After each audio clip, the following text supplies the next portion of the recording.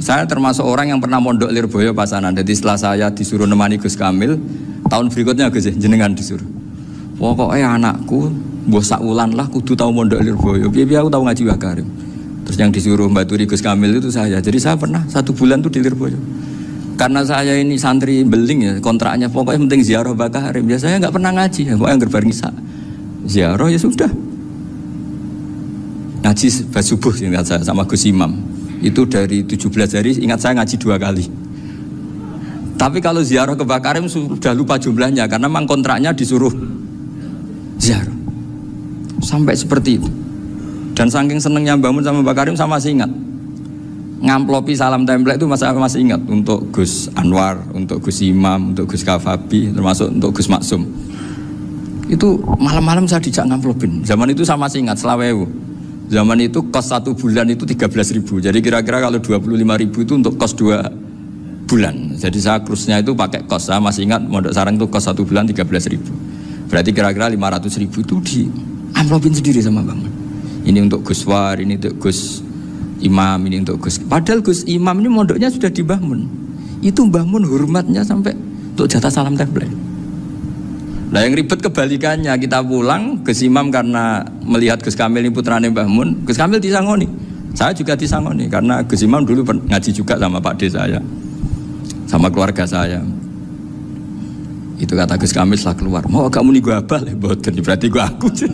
Karena ini penting, kalau sampai dianggap tukar guling, ribet deh.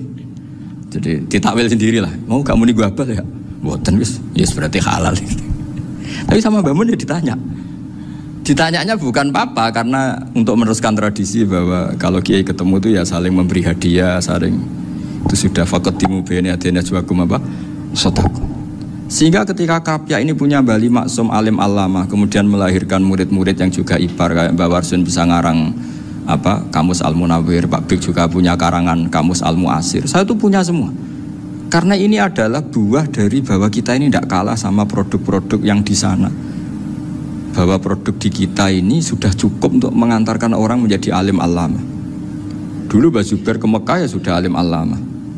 Gus Zufur ke Al-Azhar sudah alim. Semua teman-teman kita ke Mekah itu sudah alim semua. Padahal produk mondoknya ya tadi. Mau digojlok kiai ini, terus mangkel be keamanan biasanya itu. Biasanya musuh besar pondok itu keamanan. Saya mohon kajian kitab Ahli Sunnah saat tadi sudah matur Gus Afif, Gus Picon supaya kitab ini ditakriri lah supaya apa ya lebih apa ya, dan yang narki harus santrinya, jangan bebankan saya.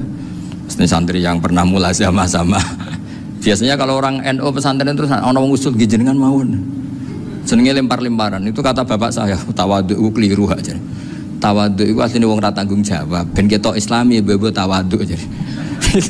Jadi tawadhu itu orang yang sebetulnya agak punya tanggung, ben kesane Islami pura-pura tawadhu. Jadi, tapi saya mohon lah, ini kitab ini bagus sekali. Di antara yang saya senang adalah beliau cerita kalau Imam Syafi'i sering tawassul sama Abu Hanifah. Padahal kalau kita ngaji di kitab-kitab fikih, Abu Hanifah itu kayak tersangka lah di bab ilmu apa? Hadis.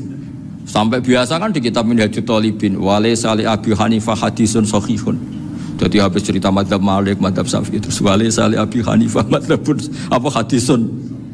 Wah, kasihan ini.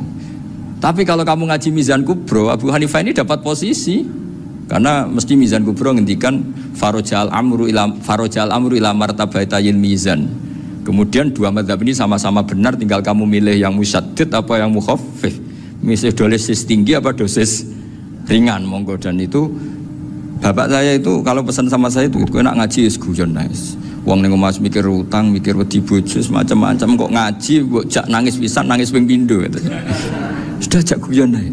Paling gak lali. Gitu. Dan beliau punya dalil kul bi fadlillah bi rahmati fa bidzalika falyafrah. Jadi jangan sampai orang ini farah bil maksiyat, jangan sampai orang itu. Dan ini yang saya kenang dari sekian cerita murid Bali, Mbah Ali Maksum ya senangane guyon. Gejol-gejolkan mbek santri guyon. Ini saya maklumatkan ke semua santri beliau bahwa ini bukan sekedar guyon, tapi al-istildad bil mubahat. Ini adalah perlawanan terhadap setan karena banyak orang bisa senang tuh kalau nunggu maksiat. Ini bisa senang dengan sesuatu yang tidak maksiat. Itu kayak apa hebatnya?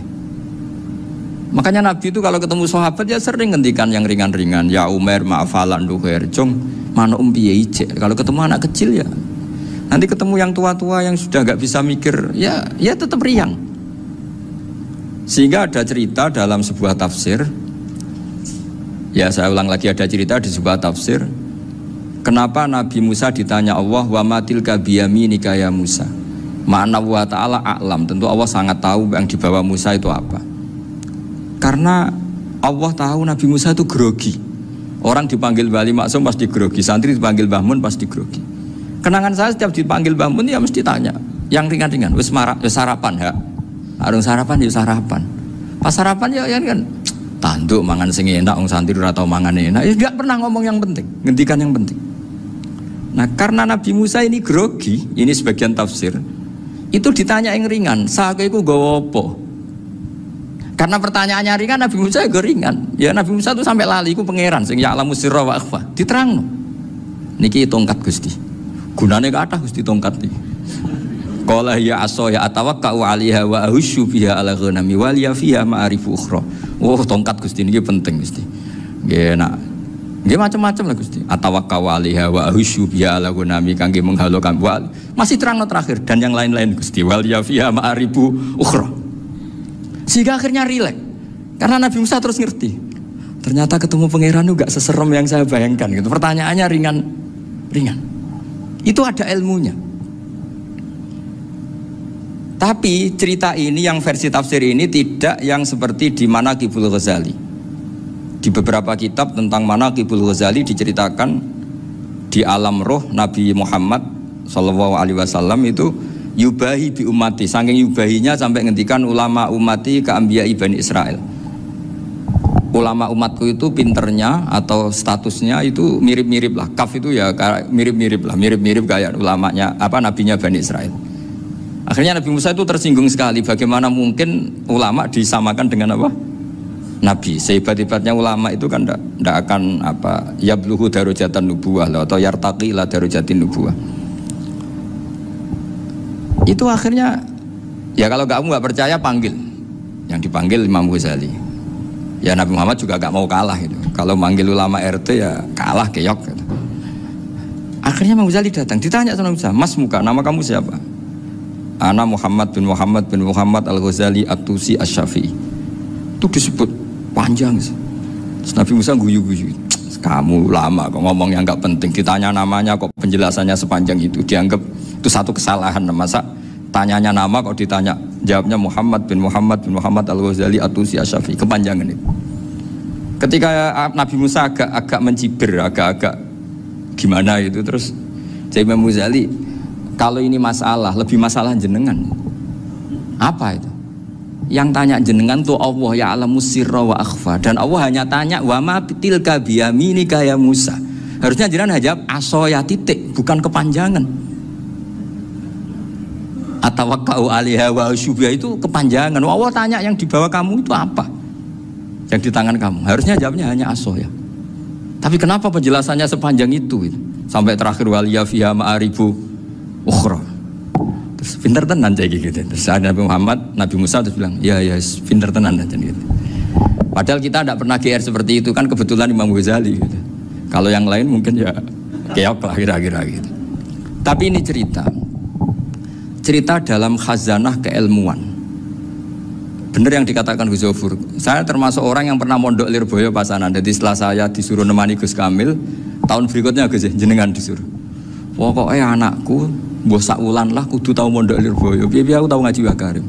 Terus yang disuruh mbaturi Gus Kamil itu saya. Jadi saya pernah 1 bulan tuh di Lirboyo. Karena saya ini santri beling ya, kontraknya pokoknya penting ziarah Mbah Karim. Ya saya nggak pernah ngaji, ya pokoknya bareng Isa. Ziarah ya sudah. Ngaji subuh ingat saya sama Gus Imam. Itu dari 17 hari ingat saya ngaji 2 kali. Tapi kalau ziarah ke Mbah Karim sudah lupa jumlahnya karena memang kontraknya disuruh ziarah. Sampai seperti itu. Dan saking senengnya Mbah Mun sama Mbah Karim saya masih ingat. Ngamplopi salam template itu masih ingat untuk Gus Anwar, untuk Gus Imam, untuk Gus Kafabi, termasuk untuk Gus Maksum. Itu malam-malam saya dijak ngamplopin. Zaman itu saya masih ingat selawewu. Zaman itu kos 1 bulan itu 13.000.